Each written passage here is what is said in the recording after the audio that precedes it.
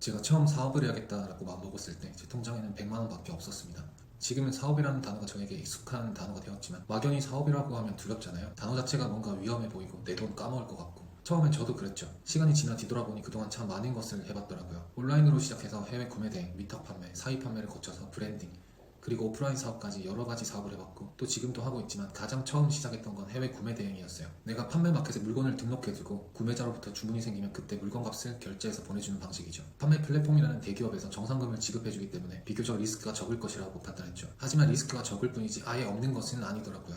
어떤 사업이든 마찬가지인 것 같아요. 처음에는 상품 하나하나씩 일일이 손으로 스마트 스토어에 등록을 했었습니다. 이런 걸 일반적으로 수동 등록이라고 알려져 있죠. 기계처럼 등록을 하면서 이게 될까? 돈이 벌릴까? 고민했던 적도 많았죠. 하지만 포기하지는 않았습니다. 이미 누군가 했다면 나도 할 수 있지 않을까? 그렇게 묵묵히 하다 보니 판매가 생기더라고요. 하지만 단순히 등록하는 것만으로는 만족할 만큼의 수익을 내지는 못했어요. 그만큼 제 실력과 능력, 해당 분야의 지식이 낮았던 거였죠. 그래서 이걸 좀 더 효율적으로 등록할 수 있는 게 없을까 찾아보던 와중에 프로그램 등록이라는 것을 알게 되었습니다. 제품 URL을 넣고 제목, 가격, 그리고 조금의 정보만 수정하면 스마트 스토어뿐만 아니라 다른 판매 마켓에도 동시에 등록을 해주는 프로그램이죠. 이것을 반자동 등록이라고들 부르고 있어요. 하루에 잠자는 시간을 빼고 16시간 넘게 상품 등록만 했어요. 그렇게 몇 달을 지속했죠. 매일 잠자고 화장실 가고 밥 먹는 시간을 제외한 모든 시간을 쏟으니까 매출이 그만큼 오르긴 하더라고요. 정말 시간을 갈아 넣었다는 표현이 맞을 거예요. 몇 달이 지나고 웬만한 직장인 수입은 가뿐히 넘게 되니 욕심이 생겼어요. 내가 하루 종일 노동을 해도 등록할 수 있는 개수는 정해져 있는데 직원을 뽑으면 더 많이 팔 수 있지 않을까 하고요. 그래서 직원을 뽑았습니다. 그 당시에 월세 25만원에 2평짜리 단칸방도 구했어요. 책상 2개, 의자 2개 놓으니 방이 꽉 차더라고요. 매일마다 키워드 분석하고 등록 상품 엑셀에 정리하고 상품명 짓고 다시 기계처럼 등록하는 것을 그 좁은 공간에서 또 몇 달을 보냈죠. 아침에 출근하면 직원에게 하는 첫마디가 오늘 500개씩만 등록합시다 화이팅이었어요. 심지어 반자동 프로그램에 제가 별도로 기계적 매크로를 설치해서 그마저도 더 빨리 효율적으로 등록하는 방법을 고안해서 써먹기도 했어요. 동시에 공부와 연구는 손 놓지 않았죠. 스마트 스토어 SEO와 마케팅에 대해서도 꾸준히 공부했고 그 내용들을 접목시켜보고 수동으로 등록한 제품의 다양한 방식을 시도하면서 결과를 분석했어요. 그러자 점차 판매량이 늘어나기 시작하더라고요.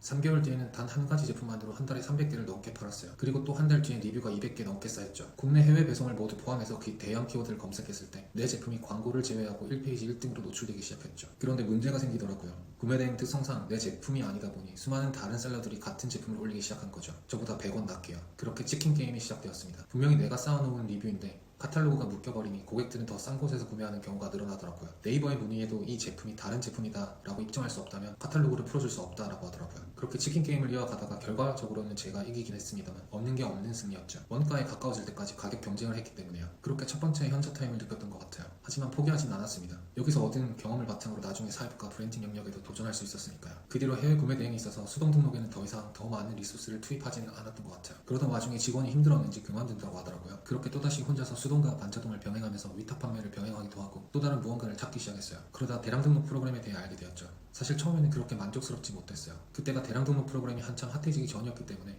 프로그램상 깔끔하지 못한 부분이 많았기 때문이죠. 그렇게 몇 개의 프로그램을 써보다가 결국 만족할 만한 프로그램을 찾게 되었어요. 최대한 반자동 프로그램과 비슷하게 커스터마이징해서 쓰다 보니 더 이상 반자동 등록을 할 필요가 없어지게 되더라고요. 그래서 반자동에서 진행하던 모든 리소스를 대량으로 옮겨왔었던 것 같아요. 반자동을 쓸 당시에는 하루에 대부분의 시간을 상품 등록하는 데 갈아 넣었어야 했다면 그 부분을 해결해 주더라고요. 지금에 와서야 드는 생각은 반자동 프로그램을 마치 대량 등록을 위해서 내 시간을 갈아 넣으면서 사용하고 있었던 것이죠. 물론 단점도 있습니다. 아무리 커스터마이징을 잘해도 상품 하나하나의 퀄리티는 수동을 따라갈 수가 없어요. 이렇게 매일 공부와 연구, 노동을 반복하다 보니 매출은 우상향하기 시작하더라고요. 처음 통장에 있는 단돈 100만 원으로 힘들게 온라인 사업을 시작하긴 했지만 2년 정도 지난 뒤에는 직원 없이 혼자서 월 매출이 1억을 돌파하기 시작하더라고요. 그리고 1년이 지난 지금은 더욱 성장해 있습니다. 그리고 온라인뿐만 아니라 오프라인 사업을 포함해서 사입, 브랜딩 쪽에 힘을 쏟으려 하고 있고 부동산 쪽에도 관심이 생겨서 추가로 공부 중에 있어요. 아마 공부는 평생 해야 될 것 같아요. 하루가 24시간이 아니라 48시간이었으면 좋겠습니다. 방금까지 쭉 말했던 이 스토리들은 짧게 줄여서 말한 게 이 정도이지 사실은 더 많은 일들이 있었거든요. 줄여본다고 줄여봤지만 구구절절하게 느껴질 만큼 이 스토리를 왜 말했는지가 궁금하실 거예요.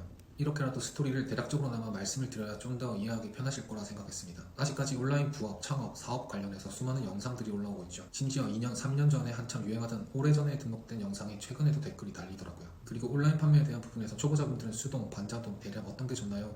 라고 하는 질문들이 댓글에 많이 달리더라고요. 사실 뭐가 좋고 뭐가 정답이다 라는 것은 없습니다. 다만 목적성을 뚜렷하게 해야 한다고 생각해요. 내가 온라인 판매를 하는 것이 목적이 단순히 매월 부수입 얼마 정도만이라도 벌기 위한 목적인지 아니면 이것을 사업으로서 크게 확장시키기 위한 것이 목적인지 구분하셔야 됩니다. 반자동, 대량 등록 하지 마세요. 수동만이 답입니다 라고 말을 하는 영상도 있더라고요. 물론 완전히 틀린 말은 아니에요. 근데 목적에 따라 답이 아닐 수도 있거든요. 수동의 영역은 사실 마케팅 영역입니다. 내 제품을 키워서 장기적으로 사업으로 키워나가겠다라고 하면 사실 수동만큼 좋은 것도 없어요. 물건을 대량으로 때려 올릴 필요가 없으니까요. 근데 부수입으로 월 50만원에서 100만원 정도만 더 벌었으면 좋겠다라고 생각하시는 분들도 있겠죠. 그런 분들에게는 오히려 프로그램으로 등록하는 게 시간을 더 줄이는 방법일 수도 있어요. 그럼 대량 등록으로는 장기적인 사업을 못하는가? 또 그것도 아닙니다. 대량 등록으로 월 매출 2, 30억씩 내시는 분들도 계십니다. 그래서 정답은 없지만 다만 목적성에 따라 다른 거라고 생각해요. 나는 오로지 작은 못 하나를 박으려고 하는데 손망치가 아닌 오한말을 만들 필요가 없듯이 말이죠. 세상은 변하고 트렌드도 변합니다. 변하지 않는 건 본질 그 자체일 텐데 많은 분들이 쉬운 것만 찾으려 하는 경향도 조금은 있는 것 같아요. 물론 사업에 있어서 정답은 없지만 오답은 분명히 존재한다고 생각하거든요. 그럼에도 불구하고 구매대행, 위탁, 사입, 수동, 반자동, 대량 등 어떠한 분야에서든지 기본을 만들고 그리고 효율을 내시는 분들이 많습니다. 사실 가장 좋은 건 이것저것 직접 다 해보면서 경험하고 느껴보는 건데 시간도 많이 들고 두렵게 느껴지잖아요. 막상 처음 시작하려니 이왕이면 내 상황에 맞는 것부터 하고 싶어하는 마음도 충분히 이해는 합니다. 그런데 내가 아무리 잘 찾아보고 시작을 한다고 한들 분명히 시행착오는 생길 거예요. 직접 해보지 않으면 모르는 부분들이 매일매일 튀어나올 거거든요. 제가 첫 번째 영상에서 말씀드린 것과 비슷한 맥락인데 일단 뭐든지 해보는 게 가장 좋은 것 같아요. 다만 시작하시기 전에 가벼운 마음으로 하시진 않았으면 좋겠습니다. 세상에 쉬운 건 없잖아요. 내 마음이 가벼울수록 깔짝 발만 담궜다가 그만두는 경우가 많을 거예요. 그만큼 시간 아까운 것도 없다고 생각합니다. 무언가 하나라도 해보고 싶다라고 생각이 드시면 한번 진득하게 미련 없을 정도까지는 해보시는 게 오히려 더 나을 수도 있어요.